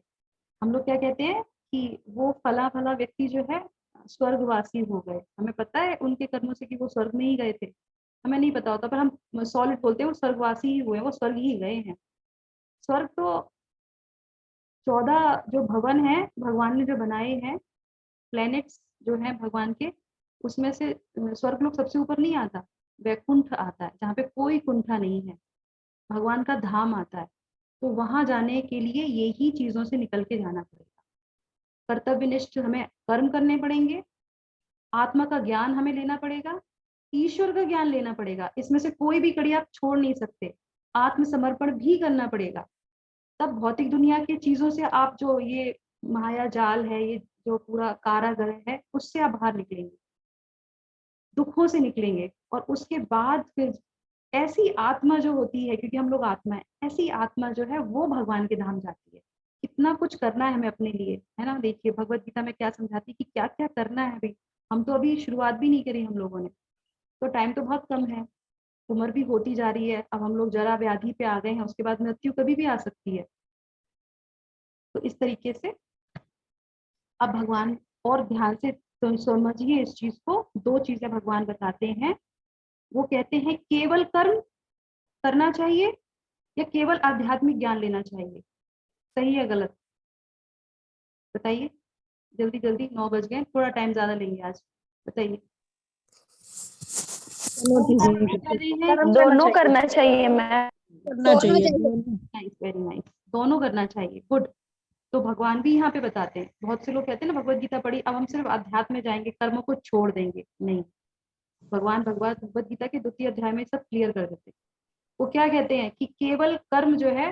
अब हाँ, यहाँ पे ये आप सेक्शन अगर देख रहे होंगे तो आपको पता चलेगा कि भगवान ने 11 से लेके 30 तक में ज्ञान दिया अर्जुन को, और उसके बाद फिर वो जो है क्या देते हैं, उसके बाद फिर वो जो 31 से लेके 37 तक वो कर्म के बारे में बताते हैं, आत्मज्ञान देते हैं। और उसके बाद फिर वो क्या कहते हैं कि कर्म करना है तुम्हें, कर्म का ज्ञान देते हैं। और फिर जो है 38वें श्लोक में वो दोनों चीजों को कंबाइंड कर देते हैं, ज्ञान और कर्म। आप लोग पढ़िएगा वो श्लोक, बहुत अच्छा है। और उसके बाद फिर वो कहते हैं अनासक्ति के साथ युद्ध करो। क्यों? क्योंकि अब तुम्हें ज्ञान भी पता है और तुम्हें कर्तव्य भी पता है कि तुम्हारा कर्तव्य क्या है, तो इसी मानसिकता के साथ तुमको युद्ध करना है। तो ये वो समझाते हैं 38वें श्लोक में। तो आध्यात्म ज्ञान के साथ निर्धारित कार्य करना ही सही मार्गदर्शन है, उसी के साथ हमें करना चाहिए। तो केवल कर्म नो, केवल आध्यात्मिक ज्ञान नहीं। क्या है सही? सही है आध्यात्म ज्ञान के साथ निर्धारित कार्य करना। ठीक है, तो इस तरीके से हमारा तीसरा जो है खंड पूर्ण हो गया। अब आते हैं आखिरी जो है हमारे पड़ाव पे। तो टी से क्या हुआ? GIT। जी से क्या हुआ? हरे कृष्णा, कौन बताएगा?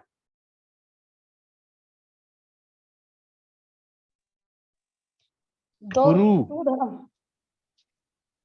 टू धर्म, दोनों ओके। नित्य धर्म और स्वधर्म। हाँ, ये तो पढ़ रहे। मैंने पूछा जी से क्या था। गुरु, वेरी नाइस। ज्ञान लेना और आध्यात्मिक ज्ञान लेने के कर्म की, इस कर्म दोनों की आवश्यकता है। वेरी नाइस गुरु, आइडेंटिटी और उसके बाद 2 धर्म, हमारे जो है दोनों धर्म। तो आज के अध्याय से आपको गुरु के बारे में पता चला कि गुरु को आत्मसमर्पण करना चाहिए। तो आप जल्दी से जो है अपना नाम यहाँ पे लिख दीजिए किस किस को अपने गुरु बनाने हैं। मजाक कर रही हूँ। पढ़ लीजिए, भगवत गीता पढ़ रहे हैं तो ये सारे लेसन है आपके लिए, हमारे लिए। मैं तो लेने जा रही हूँ। तो इस तरीके से गुरु, और उसके बाद फिर हमारा क्या आता था? आई से अपने आप को पहचानना, आइडेंटिटी। ठीक है। और उसके बाद तीसरा जो है 2 धर्मों के बारे में हमने अच्छे से जाना कि हमारे 2 धर्म कौन से हैं, स्वधर्म और नित्य धर्म। जब हम लोग डीप स्टडी करेंगे तो हमें पता चलेगा कि स्वधर्म क्या है, नित्य धर्म क्या है। तो अभी हम लोगों ने थोड़ा सा ऊपर से देख लिया उस चीज को। तो इस तरीके से आत्मज्ञान भी लेना है और जो हमारे कर्तव्य हैं उनको भी करना है। तो जो नित्य धर्म आता है वो आध्यात्म में आता है। जो हमारे आध्यात्म की चीजें, जैसे अभी देखिए क्लास चल रही है, ये मेरा नित्य कर्म है, इसको मैं छोड़ नहीं सकती। मैं पहले बोलूं कि नहीं मुझे जो है पहले और चीजें देखनी है, मुझे ये भी देखना है, ये मेरा नित्य धर्म है। और स्वधर्म क्या है कि मैं एक पत्नी हूँ, मैं एक माँ हूँ, जो मेरा ये मेरा जो है स्वधर्म है, इसको मुझे भी करना है, क्योंकि मैं इसी शरीर से आई हूँ और मुझे भगवान ने ये पहचान बना के यहाँ पे भेजा है, पर मैं आत्मा भी हूँ, तो इसलिए मुझे अपना नित्य धर्म भी करना है। तो ये डीप स्टडी में आता है, पर छोटा सा आपको मैंने बता दिया। तो ये दो धर्मों को लेके ही चलना है। आप ये नहीं कह सकते कि नहीं ड्यूटी जाना है पर भगवद गीता नहीं पढ़नी है। भगवद गीता भी पढ़नी है, गुरु को भी एक्सेप्ट करना है, और साथ साथ में अपनी नौकरी भी करनी है, परिवार को भी चलाना है। सिर्फ नौकरी करके और सिर्फ भगवद गीता पढ़ना है और सबको छोड़ देना है, ऐसा नहीं है। भगवद गीता में कहीं नहीं कहा गया है। और जो इन दोनों धर्मों को लेके चलता है वो हमारा आगे का जो सेक्शन है वो निर्धारित करता है उसके ऊपर। ठीक है, दोनों चीजों को जो साइमल्टेनियसली लेके चलता है वो जो है आगे वाले जो सेक्शन है हमारा, यहाँ से हमारा श्लोका जो है शुरू हो जाता है। 54 कहाँ तक हमने कवर किया, कौन से श्लोका से कवर किया? तो अब यहाँ पे जो है, हाँ, तो अब भगवान कहते हैं अब ये दोनों चीजें चलेंगी तो फिर तुम्हें पता चलेगा कि स्थिर प्रज्ञ व्यक्ति कैसे होते हैं। तो अर्जुन कहते हैं कि हे केशव, जो दिव्य चेतना में स्थित है उसका स्वभाव कैसे, मैं इसको कैसे पहचानूंगा कि ये कैसा व्यक्ति है? हम कैसे जानेंगे कि ये दोनों चीजें जो करेगा वो ही जो है स्थित प्रज्ञ कहलाता है। तो अर्जुन कहते हैं कि मैं कैसे पहचानूंगा कि वो कैसा है, कैसे दिखता है, कैसा चलता है। चलने का मतलब वो नहीं कि उसकी चाल कैसी है, बैठने का मतलब ये नहीं कि वो कौन से आसन में बैठता है, नहीं, कैसे बात करता है। ये सारी जो है डीप स्टडी में आता है भगवद गीता के। तो भगवान उनको बताते हैं कि मैं कैसे पहचानूंगा। तो यहाँ पे जो है भगवान कहते हैं उसके बारे में कि वो अंदर से जो है सुख को ढूंढता है। ये स्थित प्रज्ञ जो है व्यक्ति जो होते हैं उनके बारे में भगवान बताते हैं। उसके बाद जो है वो कहते हैं कि वो व्यक्ति जो है, हम लोग बाहर की चीजों में सुख ढूंढते हैं ना, कार है, बंगला है, बहुत सारी प्रॉपर्टी है, बैंक बैलेंस है, सब चीजें सही होनी चाहिए तो हम बहुत सुखी हो जाएंगे। पर ऐसा नहीं है, कुछ भी नहीं हो आपके पास, पर आप अंदर से, आपको ज्ञान है भगवान का और आपने भगवान को समर्पण कर रखा है। आपको पता है कि जो भी मैं जैसी भी स्थिति में आया हूँ मेरा यही कर्तव्य, मुझे ऐसे ही करना है। तो आप अंदर से जो है आनंदित हो जाते हैं। अगर आपके पास गुरु है, आपके पास कृष्ण है, आपके पास भगवद गीता है, बहुत अच्छा लोगों का संग है, भक्तों का संग है, आप यकीन मानिए, आप अनुभव करके देखिएगा, आपको बहुत आनंद आएगा। तभी तो हम लोग कभी कहते हैं ना, हम मंदिर जाते हैं तो हमें बहुत अच्छा लगता है, एक अच्छी सी वाइब्स आती है। क्यों बोलते हैं ऐसा? हमारे घर में क्या नकारात्मकता है? नहीं, हमारे तो बहुत महंगे महंगे जो है फर्नीचर है, हमारे बहुत महंगे महंगे जो है ऐशो आराम की चीजें हैं, बड़ी सी गाड़ी है, जो भी सबसे बड़ी गाड़ी है वो वाली गाड़ी है सब कुछ तो है, पर मंदिर में जो सुकून आता है वो और जगह क्यों नहीं आता, बताइए? तो इसीलिए जो आत्माराम होता है वो जानता है कि बाहर की चीजों में सुख नहीं है, तो वो अंदर से वो जो है ढूंढता है, वो जानता है। उसके बाद वो अविचलित हम लोग हो जाते हैं, थोड़ी थोड़ी चीजों में उत्तेजित हो जाते हैं, कुछ नहीं मिला तो उदास हो जाते हैं, प्रमोशन नहीं हुआ तो उदास हो गए। मन जो हमारा जो है स्थिर नहीं रहता है। तो जो स्थिर प्रज्ञ व्यक्ति होता है वो इन सब चीजों में स्टडी रहता है, सुख दुख में एक समान, अविचलित नहीं होता किसी भी परिस्थिति में, चाहे दुख आए चाहे सुख आए। पार्टी, अरे आज तो बहुत अच्छा है, आज तो पार्टी करेंगे, चलो बढ़िया। कल एक मोटिवेशन स्पीकर थे, मुझे उनका याद आता है, वो कहते हैं कि एक बार वो स्पीच देते हैं और उसके बाद जो है बाहर आते हैं, बहुत भीड़ इकट्ठा होती है ऑडिटोरियम में, और बाहर आते हैं तो वो सिगरेट पी रहे होते हैं। उनसे व्यक्ति कहता है कि आप सिगरेट पी रहे हैं, आप तो स्पीच में और उसमें बोलते हैं कि हमें ये सब चीजें नहीं करनी चाहिए। थैंक गॉड, इस्कॉन के लोग जो बोलते हैं वो करते हैं एक्चुअली में हम लोग नहीं पीते खाते, क्योंकि हमें पहले यही बोला जाता है कि नहीं पीना खाना है, फिर हम किसी को बोल सकते हैं। ये शास्त्रों में लिखा है कि अगर आप खुद अब उस चीज को नहीं कर रहे हैं तो आप नहीं बोल सकते। तो पहले अपने ऊपर अप्लाई करो और उसके बाद फिर दूसरों को बोलो। पर जो मोटिवेशनल स्पीकर आप देख रहे होंगे, वो पीता है और वो कहते हैं कि आप तो पी रहे हैं, तो बोले इतना स्ट्रेस है, कब से बोलना पड़ रहा है, स्ट्रेस रिलीज करने के लिए मैं सिगरेट पी रहा हूँ। आप बताइए, आप दूसरों को जो बता रहा है कि ऐसे रहना है, ऐसे करना है, वो खुद अपना स्ट्रेस जो है झेल नहीं पा रहा। तो वो सिर्फ प्रज्ञ थोड़ी ना है, बोल कोई भी सकता है, ज्ञान किसी को भी हो सकता है, अपने जीवन में उसने कितना उतारा है वो बहुत इंपॉर्टेंट है, तभी तो वो अंदर से खुश रहेगा। और उसके बाद फिर जो भगवान कहते हैं कि कछुए की तरह अपने आप को भीतर समेट लेता है। क्या मतलब हुआ इसका? कछुआ को आपने देखा होगा ना, परिस्थिति अनुकूल नहीं होती है तो अपने हाथ पैरों को अंदर सुकोड़ लेता है, और जब उसे लगता है कि नहीं मैं चल सकता हूँ, तैर सकता हूँ, अच्छी जगह है, सब कुछ है, तो फिर वो निकल आता है।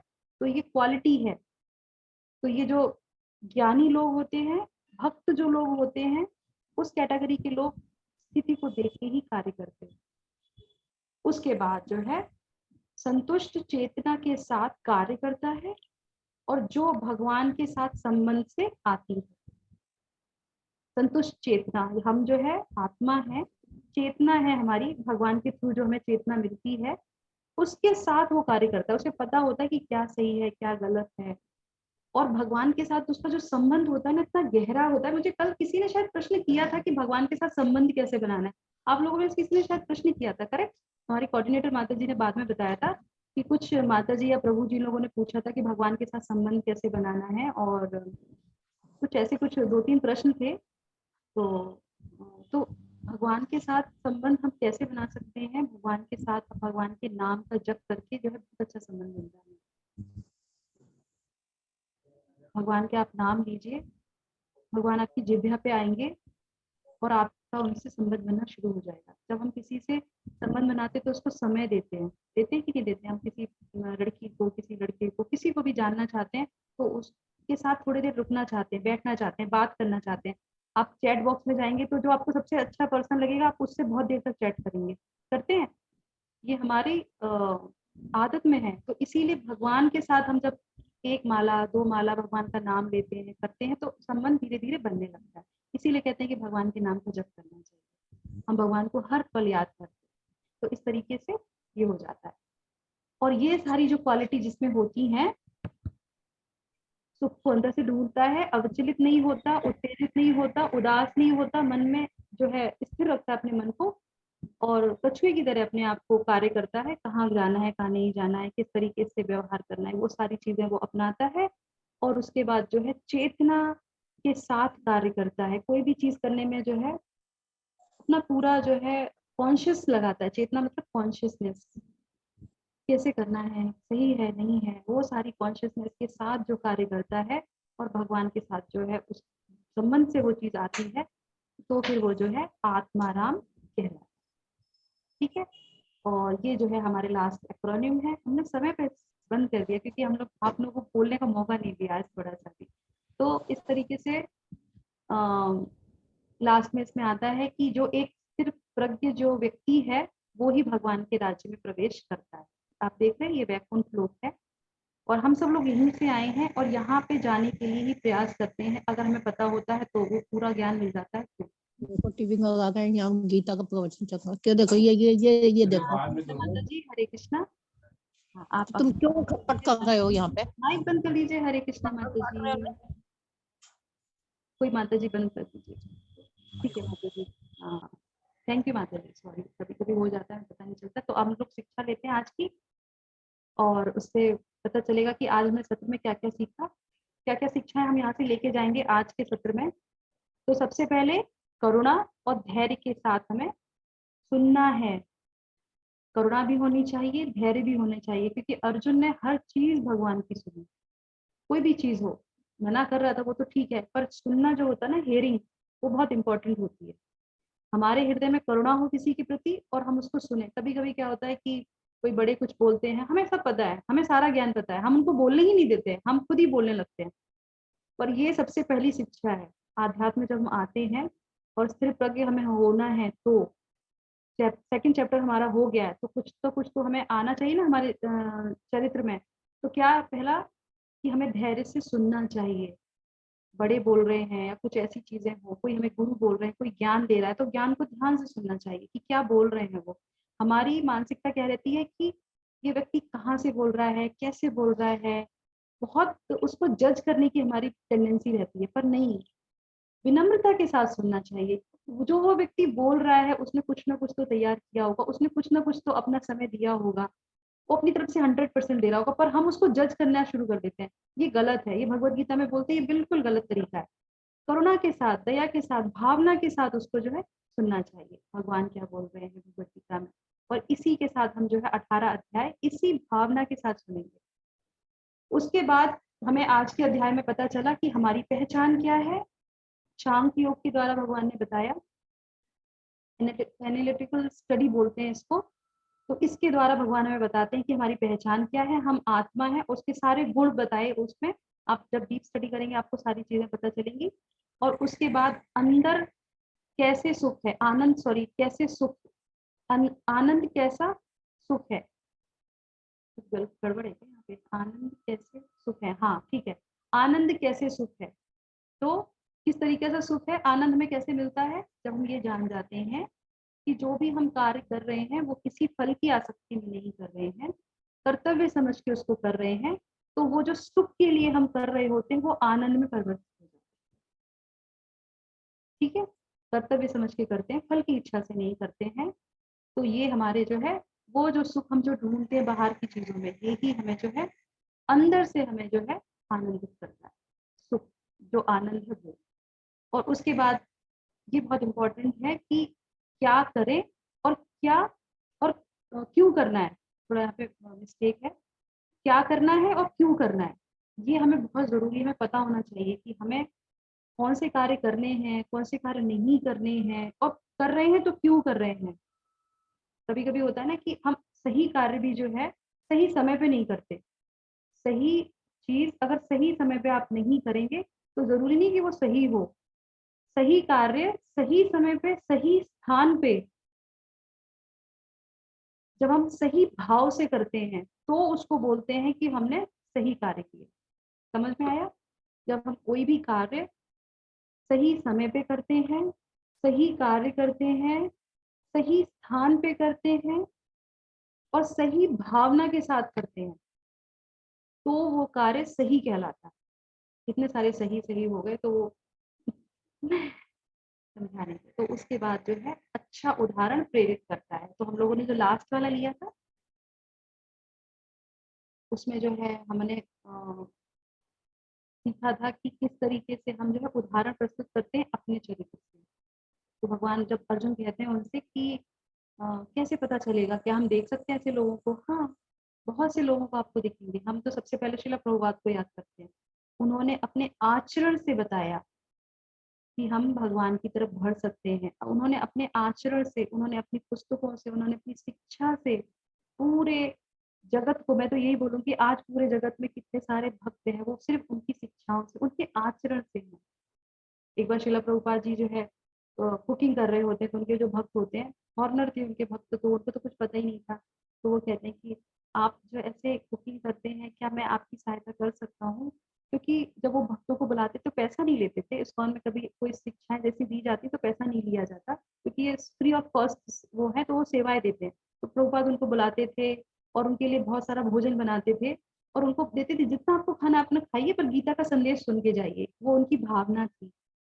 सही समय पे सही कार्य करते थे और सही भावना के साथ करते थे। तो जो यंग लड़के थे, तो एक बार एक लड़का जब रुक जाता है, वो देखते हैं कि हम लोग तो खा पी के चले जाते हैं, इतने बुजुर्ग हैं, 70 साल के हैं, और ये जो है उसके बाद सारा समेटते हैं, बर्तन भी धोते हैं और ये खुद बनाते हैं, और हम लोग आके खा के चले जाते हैं। ये जो भावना होती है ये होनी चाहिए दूसरों के प्रति कि कोई हमारे लिए कुछ कर रहा है तो देखना चाहिए उसने कितनी मेहनत करी है। तो वो कहते हैं क्या मैं आपकी मदद कर दूं, ये साफ सफाई करने में कर दूं? तो वो कहते हैं कि ठीक है कर दो। वो करने लगता है। उसके बाद धीरे धीरे जब वो देखते हैं कि वो इतनी मेहनत करते हैं, वो कहते हैं आपने ये बाल जो है नहीं बनाए हुए हैं, बिल्कुल आप क्लीन शेव रखते हैं, हम लोग को तो रोज बार्बर पे जाना पड़ता है, हम भी आपकी तरह कर लें क्या? वो कहते हाँ कर लो। कहते आप जो है तिलक लगाते बहुत अच्छा लगता है, क्या हम भी तिलक लगा लें? वो कहते हाँ लगा लो। गीता नहीं पढ़ी उन्होंने, वो तो आ ही रहे थे, शुरुआती थी, पर उन्होंने प्रभुपाद को देखा कि वो कितने विनम्र हैं, वो हमारे लिए कितना करते हैं, और उन्होंने उनको एक्सेप्ट कर लिया और उन्होंने कहा कि हम तो आपको, आप हमारे गुरु हैं, क्योंकि हमने आपसे जो सीखा, आपके चरित्र से सीखा है, वो हमें कहीं नहीं मिलता। कभी कभी क्या होता है कि हम ज्ञान लेते हैं, लोगों से पढ़ते हैं, मोटिवेशनल जो है स्पीच सुनते हैं, फिर क्या होता है स्पीच खत्म हो जाती है, हमारा मोटिवेशन भी खत्म हो जाता है। पर अगर हम किसी के सानिध्य में रहते हैं, अगर हम किसी के एसोसिएशन में रहते हैं, तो क्या होगा, वो व्यक्ति आपको कहता रहेगा चलो आज जो है थोड़ी सी जप कर लेते हैं, चलो आज थोड़ा सा भगवत गीता पढ़ लेते हैं। और ये आप देखेंगे कि आप जब सानिध्य में रहेंगे, आप पीछे मुड़ के देखेंगे कि ओ हमने तो ऑलरेडी इतना जप कर लिया, हमने तो है कितनी भगवत गीता पढ़ ली, हम इतनी बार मंदिर हो आए, या कोई भी अच्छी चीज, हम भक्तों की बात नहीं कर रहे, कोई भी जनरल चीज जिसमें जो क्वालिटी होती है वो अपने आचरण से, उदाहरण से प्रस्तुत करता है। तो भगवान कहते हैं अर्जुन से कि ऐसे बहुत लोग हैं जो सिर्फ यही कार्य करते हैं, उन्हें सारा ज्ञान है पर वो उदाहरण से जो है ये सारी चीजें प्रस्तुत करते हैं। तो इसी के साथ जो है हम जो है आज के द्वितीय अध्याय को जो है यहाँ पे पूर्ण करते हैं। मैं अपने शब्दों को विराम करती हूँ। जगत गुरु श्रील प्रभुपाद को जो है ये सारा सत्र जो है, जो भी उन्होंने मुझे सेवा प्रदान की है, मैं उनको जो है विनम्रता से अर्पित करती हूँ। और आप लोग भी हमारे साथ एक बार जो है हरे कृष्ण महामंत्र बोलिए। हरे कृष्णा कृष्णा कृष्ण कृष्ण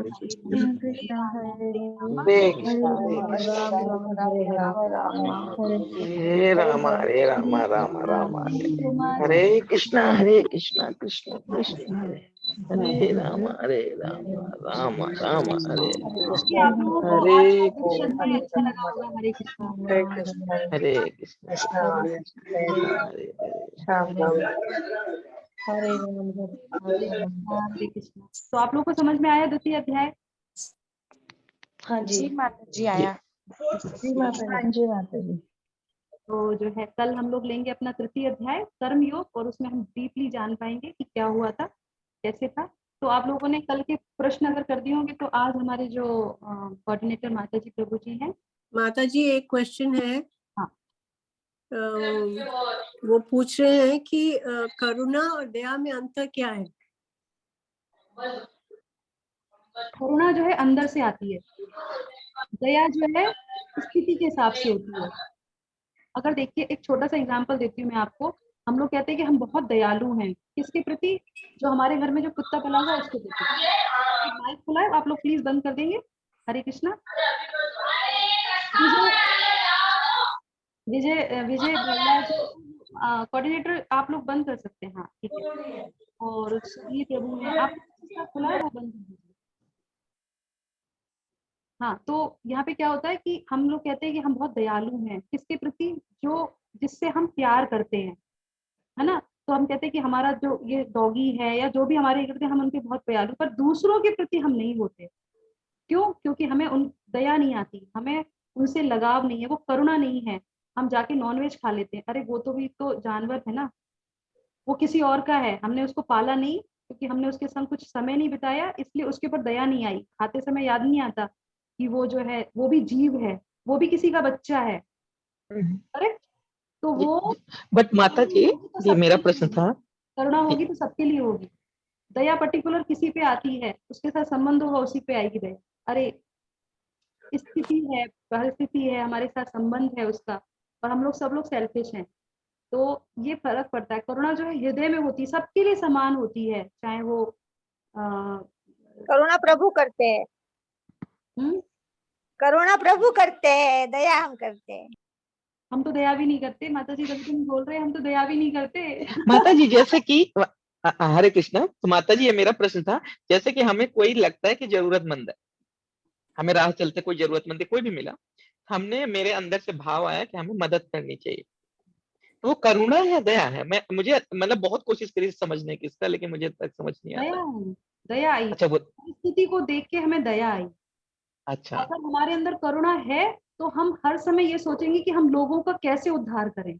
जो श्रील प्रभुपाद के अंदर थी करुणा, वो जब बाहर के लोगों में जाते थे, तो एक बार क्या हुआ था कि बहुत सारे लोग टाई बेल्ट पहन के और घूम रहे थे सड़कों पे, और इधर उनका कैंपेन, मतलब इस तरह से उनकी गीता का प्रवचन चला था। तो वो अपने शिष्य से कहते हैं कि ये लोग क्यों नहीं आए वहां पे? बोले नहीं, वो नहीं आए। तो वो उनकी आंखों में आंसू आ जाता है। वो पता क्या सोचते हैं कि बेचारे इन लोगों को ज्ञान ही नहीं है कि ये कहाँ लगे हुए हैं। ये है करुणा। संबंध नहीं है, जानते नहीं है, पर सबके लिए हृदय में करुणा है। जो शुद्ध व्यक्ति होता है वो अगर सड़क से जा रहा होगा, अगर कोई बूचर खाना कोई ऐसी चीज देख लेगा, कहीं मांस लटका देखेगा, तो उसके लिए भी बोलेगा हरे कृष्णा, इसकी स्थिति कैसी हो गई। जबकि उसका कोई संबंध नहीं है उससे, वो खाता भी नहीं है, कुछ भी नहीं है, पर वो कहेगा कि इसकी स्थिति कैसी होगी। वो करुणा है, अंदर से रहती है। स्थिति के अकॉर्डिंग जो है दया आती है। ऐसा नहीं है कि वो दया गलत है या हम वो है, नहीं, दया है, दया होती है, पर करुणा का स्थान बहुत ऊपर है, बहुत डीप है, जो अर्जुन में था, जो कृष्ण भगवान, माता जी ने बोला भगवान है, हमारे अंदर तो दया नहीं, हम तो ये कहते हैं हमारे अंदर दया भी नहीं है। परिस्थिति के हमें हिसाब से कृष्ण भगवान जी को तो करुणा निधान एवं दया निधान दोनों बोला गया। हाँ, वो तो भगवान है, वो मतलब उनकी तो सब कुछ हो है। जाते हैं ना, जो है करुणा के सागर हैं, उनको बोला जाता है करुणा के सागर। और कोई प्रश्न? बहुत अच्छा Yes, प्रश्न thank you. था। Yes, thank you. माता जी दूसरा क्वेश्चन है, कर्म और कार्य के बीच में क्या अंतर है? ये लो, अभी तो हमने इतना सांख्य योग पढ़ लिया। ठीक है, तो कल हम सुनेंगे कर्म योग के बारे में, तो उसमें हम जानेंगे कर्म। और वैसे क्या किस तरीके से पूछना चाहिए, दो तरीके के होते हैं। अभी हमने स्वधर्म और नित्य धर्म के बारे में जाना। तो कर्म सिर्फ कर्म करते रहते हैं, और उसके बाद जो है अकर्म भी होता है, विकर्म भी होता है, अनासक्त कर्म होता है। इसकी बहुत सारी डेफिनेशन है, बहुत सारे प्रकार हैं इसके। तो वो कर्म योग में हम लेंगे कल। ठीक है, आप वेट करिए आज का, और अच्छे से समझ में आएगा। अगर आज नहीं समझ में आया, सॉरी, मैं समझा नहीं पाई अच्छे से। हरे कृष्णा। हरे कृष्णा माता जी। हरे कृष्णा। विनायक प्रभु जी, फिर आपका आंसर कल मिलेगा। हरे कृष्णा। ठीक है, ठीक है, हरे कृष्णा। हाँ प्रभु, आप तो ऑलरेडी इतने ज्ञानी हैं। आपको हरे कृष्णा माता जी। माता जी उसमें कैसा है कि अगर हम ऐसा बोलते हैं कि सभी कर्म कार्य नहीं है, लेकिन सभी कार्य कर्म है, तो उसमें मेरे को डिफरेंस पता नहीं चल रहा था। हम ऐसा बोलते हैं ना कि ऐसे सारे कर्म जो होते हैं वो सभी कार्य होते हैं, लेकिन सभी कार्य कर्म नहीं होते। माता जी हम लोग अगर बाहर की बहुत सारी चीजें ऐसी सुनते हैं, समझते हैं चीजों को, तो देखिए वही हम लोग सीखते भगवत गीता से कि एक्चुअल में चीजें क्या हैं, उसके हिसाब से अगर हम उसको बोलेंगे तो हमारे लिए आसान हो जाएगा। तो भगवान क्या कहते हैं, बुद्धि का इस्तेमाल करो। तो किसी ने कुछ बोला, वो सब चीजें, अब उस पे हम अगर क्वेश्चन करने लगेंगे तो हम अपना समय जो है व्यर्थ करेंगे उस पे। हमें क्या करना है, हमें वो देखना है कि हम जो कर रहे हैं वो कर्म है या नहीं है, दैट्स इट। सारे कर्म हैं, वो कर्म में आते हैं कि नहीं आते, वो सब नहीं सोचना। सबसे अच्छा क्या है कि जो हम कर रहे हैं, हम कर्तव्य कर रहे हैं कि नहीं कर रहे हैं, हम अपनी नित्य कर्म कर रहे हैं कि नहीं कर रहे हैं। किसी को सोचा है बिना समय नहीं व्यर्थ करना है इन सब चीजों में, जो भगवत गीता से समझ में आता है। चीजों को सही डायरेक्शन में पकड़ना है, बुद्धि का इस्तेमाल करना है। और अगर हाँ लगता है ऐसा कुछ, हाँ जहाँ जरूरत है वहां पे जो है डीप स्टडी करके उसको समझना है कि ठीक है। भगवान भगवत गीता में कहते हैं कि अंधविश्वास नहीं करना, आंखों पर पट्टी बांध के नहीं विश्वास करना। जहाँ पे जो दिया है शास्त्रों में, उदाहरण जो दिए उसको पढ़िए, समझिए। कोई आपसे अगर क्वेश्चन करता तो उसको बताइए, वो जरूरी है, पर हर क्वेश्चन का जवाब जरूरी नहीं है। जी माता जी, हरे कृष्णा। माता जी हरे कृष्णा। क्या हम इसको ऐसे भी कह सकते हैं कि कार्य हम कॉन्शियस माइंड से करते हैं और कर्म आज का जो चैप्टर था वो तो भगवत गीता का सार था, कर्म तो था ही नहीं। आप लोगों ने कर्म को पकड़ लिया। कल पकड़ना कर्म को। कल पकड़िएगा कर्म को, कि हमने 4 सेक्शन डिस्कस किए थे। पहला क्या था, एक भी क्वेश्चन गुरु के ऊपर नहीं आया। मैंने सारे उदाहरण गुरु के ऊपर दिए, पर आप लोगों ने एक भी क्वेश्चन गुरु के ऊपर नहीं किया। क्यों? क्योंकि पहला सेक्शन जी आप लोगों ने कट कर दिया। सेकंड आइडेंटिटी आप लोगों ने कट कर दिया। थर्ड 2 धर्म आपने उसी को पकड़ लिया। और फोर्थ आत्मा राम, आपने उस पे से भी कुछ नहीं पूछा। तो यानी कि गीता में से आपने जी हटा दिया, आई हटा दिया और ए हटा दिया। अब गीता बची नहीं बची। ये चारों को लेके चलिए आगे, तभी गीता समझ में आएगी। अपनी तरफ से 3 चीजें हटा देंगे, एक को लेके चलेंगे तो कैसे चलेगा, बताइए। तो जो भी प्रश्न है कर्म से संबंधित हम कल डिस्कस करेंगे। गुरु के बारे में कुछ पूछना पूछ सकते हैं। अपनी माता जी सही गुरु की पहचान कैसे करें? हाँ, ये बहुत अच्छा प्रश्न है आपका। सही गुरु की पहचान जो हम इसी सेक्शन में जानेंगे आगे। हमें दिव्य ज्ञान जो है चतुर्थ अध्याय आएगा, क्योंकि ये जो चैप्टर है इसमें भगवान हर योग को लेते हैं, हर योग को टच करते हैं और आगे के जितने भी चैप्टर हैं उनको डीप स्टडी में बताते हैं, हर चीज के बारे में। दिव्य ज्ञान में आपको गुरु के बारे में, परंपराओं के बारे में सब चीजें डिस्कस में आएंगी। ठीक है, बहुत अच्छा प्रश्न है प्रभु जी। ऐसे हमारे प्रश्न जो है होने चाहिए कि आगे हमें क्या मिलेगा। ठीक है, बहुत अच्छा। तो ये हम लोग चतुर्थ अध्याय में डिस्कस करेंगे, कर्म के बारे में कल के अध्याय में करेंगे। तो आज 9:30 बज गए अभी हमारे पास। और किसी का कोई प्रश्न हो जो आज के सत्र से रिलेटेड है, हम उसको ले लेते हैं। Thank you so much. Hare Krishna. माता जी। यस दिनेश प्रभु, हरि बोल। कैमरा नहीं, एक्चुअली मेरा लेट हो गया, आधे घंटे लेट हो गया, हम ज्वाइन किए थे, ऑफिस में थे थोड़ा, तो रिकॉर्डिंग आज मिल जाता तो अच्छा रहता। रिकॉर्डिंग तो हमारे कोऑर्डिनेटर हमको भी नहीं भेजते हैं, वो कहते हैं कि नहीं माता जी रिकॉर्डिंग हम किसी को नहीं भेज सकते, क्योंकि आप आप किसी को भेज देंगे। आज मैं भी 15 मिनट लेट ज्वाइन की हूँ माता जी। कोई बात नहीं, अभी हम लोग आगे जब भगवत गीता सुनेंगे तो डीप स्टडी करेंगे, तो आप चिंता नहीं, वैसे बहुत बड़ा अध्याय था ना, 72 श्लोक थे, तो दिमाग खुलने में बहुत टाइम लगेगा। नहीं ऐसा नहीं है, आराम से कोशिश हमारी हुई, पर आज हमारा बहुत अच्छे से कवर हो गया, टाइमली कवर हो गया। तो कोशिश हमने करी थी कि हम लोग छोटे से टाइम में उसको पूरा कवर करने की कोशिश करें। तो थैंक यू सो मच आप लोगों के जो है साथ में जुड़ने के लिए। कल हम लोग जो है इसी समय पे मिलेंगे, और आप लोगों से मेरी प्रार्थना है कि आप लोग अध्याय को जो ट्रांसलेशन होता है उसको पढ़ के आया कीजिए। जब आप पढ़ के आएंगे तो जब हम यहाँ पे कुछ चीज डिस्कस करते हैं, क्योंकि मैं हर एक श्लोका एक बार में तो नहीं बोल सकती, तो हम लोग क्या ना समझ सकते हैं कि ये पॉइंट कहाँ पे चल रहा है, ये भगवत गीता के किस हिस्से का पार्ट चल रहा है, किस बात पे हम लोग चर्चा कर रहे हैं। ठीक है, thank you so much. Hare Krishna. तो हम लोग यहाँ पे विराम करें।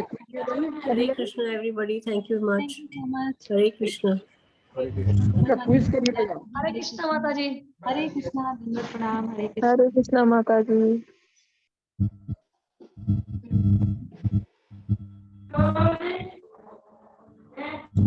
हरे कृष्णा माता जी, इसका क्विज कब मिलेगा? क्विज नहीं गया अभी तक। हरे कृष्णा। वेदांत आपने लिंक डाल